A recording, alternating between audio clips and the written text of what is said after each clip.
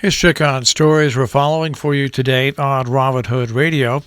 A civil suit against the Sharon Valley Tavern that served a driver of a vehicle involved in a fatal head-on crash in Kent in 2018 is likely to end after a settlement was reached at the estate of passenger Deanna Silvernail and seriously injured driver of the second car.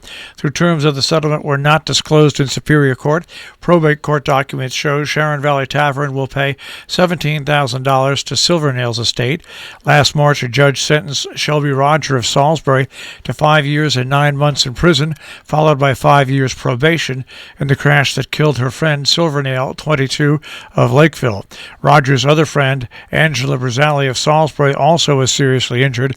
It's not known how much will be paid to Brian Hastings of Kent, the driver of the second vehicle, who continues to suffer pain from that crash. In Sandersfield, Massachusetts, a repeat sex offender is facing a federal charge alleging he held a sawed-off shotgun in his home.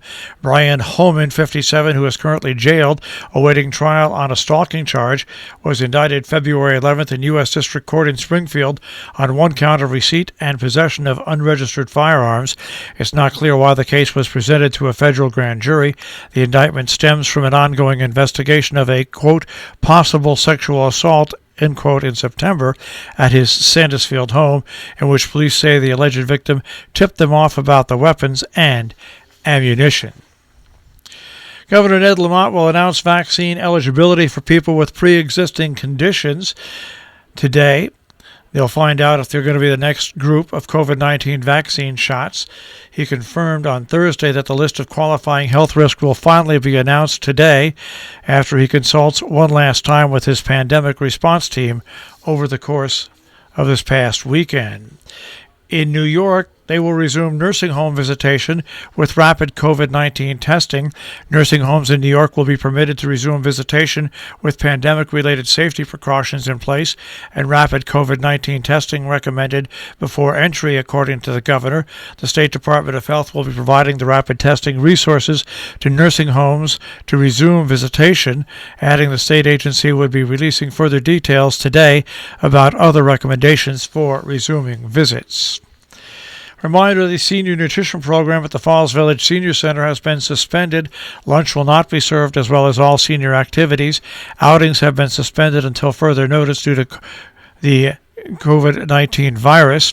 If you're in need or would like meals during that time, you can contact Western Connecticut Area on Aging, 203-757-5449, to set up Meals on Wheels home delivery. They'll provide 2 meals and 1 hot and 1 cold daily meal Monday through Friday. A suggested donation is $5 per day. So meetings going on today in Northeast New York. The Zoning Review Committee workshop meeting will be happening at 3:30. In Cornwall at 4 o'clock, Affordable Housing Plan meeting number 2. And at 7 o'clock, the Zoning Board of Appeals meeting via Zoom. In Salisbury at 5:30, the Salisbury Board of Education will meet tonight. In Sharon, the Historic District Commission meets tonight at 6 p.m. In Millerton, they have a workshop meeting. It'll be tonight at 6 p.m. on the budget. Falls Village, tonight, the budget workshop from 7 to 10 p.m. The Board of Education at Lee H. Kellogg School.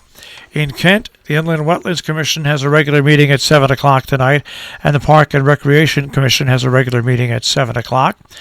Meanwhile, the Conservation Commission in Sheffield has a meeting set for tonight at 7 p.m. Also, the Select Board meets tomorrow in Sheffield. Coming up tomorrow, a blood drive at the Amenia Town Hall. It'll run from 2 p.m. till 8 p.m. Appointments are encouraged. Walk-ins will be permitted if the room capacity allows. You can sign up on the web at nybc.org or by calling 1-800-933-2566. Great Barrington and the Mahawi Performing Arts Center present a celebration in conjunction with the W.E.B. Du Bois 153rd birthday celebration. That'll happen tomorrow at 7 p.m. The free event will be presented on YouTube. More details, mahawi.org. Region 1 Board of Education has a personnel subcommittee meeting on Wednesday at 3 p.m. The Joint Village of Millerton and Town of Northeast Police Committee will hold an informational meeting on February 24th at 6 p.m. via Zoom teleconference. Contact the office with any questions prior to that meeting. Dover Town Board has their regular meeting on Wednesday the 24th. Meanwhile, the Sheffield, Massachusetts Planning Board has their Town Hall second floor meeting virtual. It'll be Wednesday at 7 p.m. Race the Power of an Illusion, a workshop with Carol Taylor on Saturday, 1 till 3 at the D.M. Hunt Library. Previous viewings of videos are required. Space is limited. Register at 860-824-7424. A rabies vaccination clinic at the Dover Town Hall, sponsored by the D.C. Department of Behavioral and Community Health and the Dutchess County SPCA on February 27th from 8 until noon. At the Dover Town Hall, online registration is required. Go to the Dover website for that information. In Cornwall, the impact of technology, artificial intelligence, and data. Cornwall Conservation with Zoom with Ed Green and Professor Frederick Jenny on Saturday from 5 till 7 p.m. It's free. Registration is required. The D.M. Hunt Library has a Zoom event. Author Paige Dickey gardening and her new book, Uprooted, on Sunday at 4 p.m. Register at huntlibrary.org or on the library's Facebook page. Our business brief is underwritten by Morgan's at the Interlaken, interlakenin.com, and you'll also find them on Facebook and Instagram, and by Salisbury Bank, salisburybank.com. Dow Jones Industrial Average will start off today at 31,494.32, the NASDAQ at 13,874.46, and the S&P 500 at 3906.71. We'll take a look at the tri-state forecast. That'll come your way in just a few moments.